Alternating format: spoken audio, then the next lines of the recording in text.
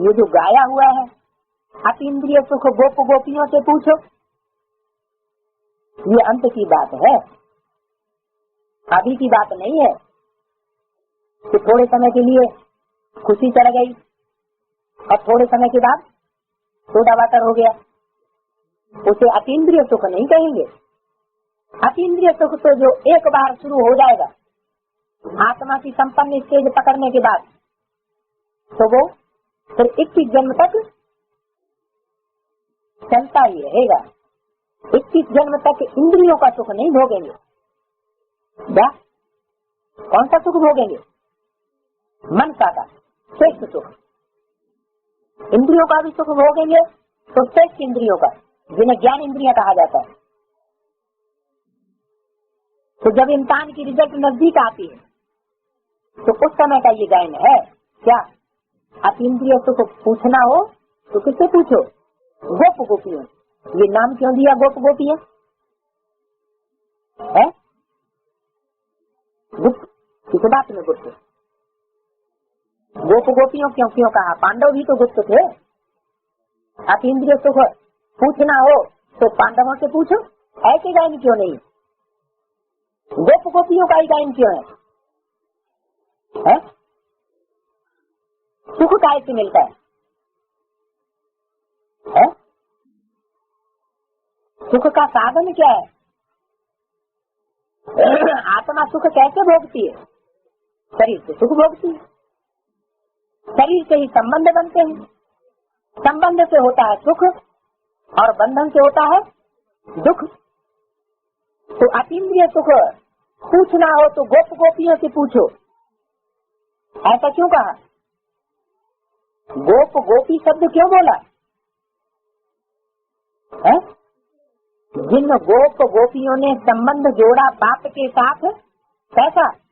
गुप्त संबंध। उस गुप्त संबंध को दुनिया वालों ने नहीं जाना, उन्होंने जाना। और जिन्होंने उस संबंध को प्रत्यक्ष कर दिया तो वो उस गोप गोपी की लिस्ट से बाहर हो गए। वो उस अतीन्द्रिय सुख को नहीं भोग सकते जो अंत समय का गायन है। गोप गोपियों की संख्या कितनी बताई? 16,108। ये है राज परिवार, राजघराना। 16,108 प्रिंस बनते हैं त्रेता के अंत तक, जो इस समय संघ युग में तैयार हो रहे हैं, जो राजयोग सीख करके उस राज को जानते हैं, सीखते हैं, परमात्मा से संबंध जोड़ते हैं, लेकिन गुप्त संबंध जोड़ते हैं। इसलिए मुरलियों में बाबा ने बोला हुआ है कि मधुबन की बातों को समझ करके, देख करके, जान करके फिर बाहर जाकर के जो ज्ञानी करते हैं तो उनका गला घुट जाता है। वो फिर ज्ञान किसी को सुना ही नहीं करते, बाप और बाप की रचना का परिचय किसी को दे नहीं सकते। विनाश के पीरियड में उनको सुख मिल नहीं सकता, अतीन्द्रिय सुख। विनाश काले विपरीत बुद्धि विनश्यंती की लिस्ट में आ जाएगी। विपरीत बुद्धि विजयंती की लिस्ट में नहीं आ सकती, क्योंकि बाप के जो संबंध है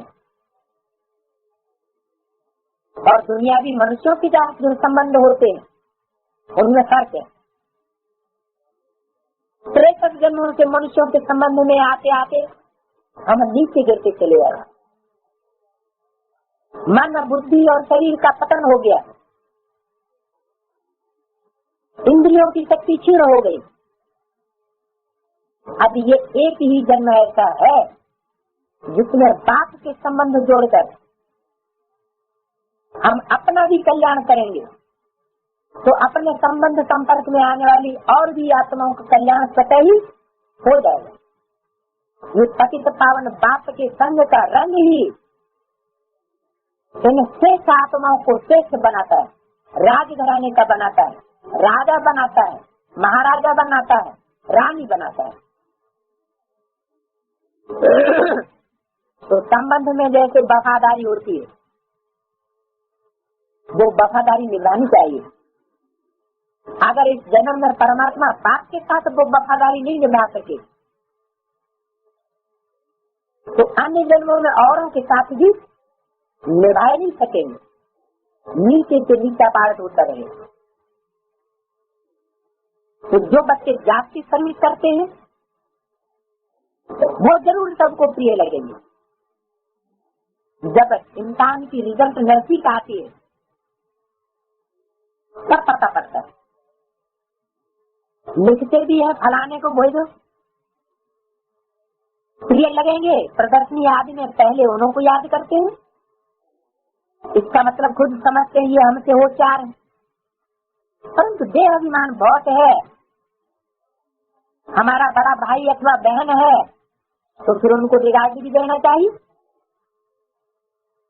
बड़ा भाई या बड़ा बहन किस आधार पर है? ज्ञान के आधार पर यहाँ बड़ा छोटा होता है। बड़ा छोटा होने का कोई दूसरा आधार नहीं है। ऐसे कभी नहीं कहना चाहिए कि फलाने हमारे से 100 गुना अच्छे हैं। इसका रिगार्ड रखने का अकल नहीं होता है। बाप जो समझाते हैं उस पर चलते नहीं है तो उनका क्या हाल होगा? बेअभिमान उनको मुर्दा बनाए देता है।